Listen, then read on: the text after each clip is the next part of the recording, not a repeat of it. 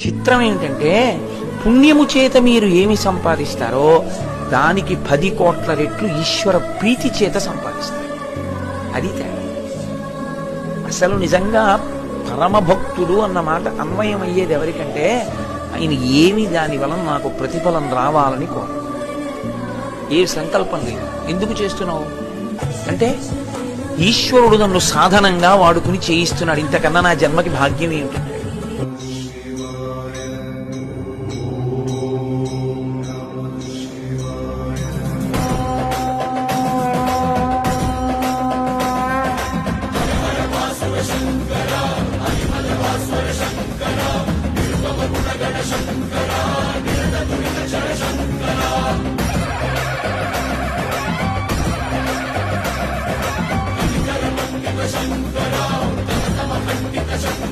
చిత్రం ఏంటంటే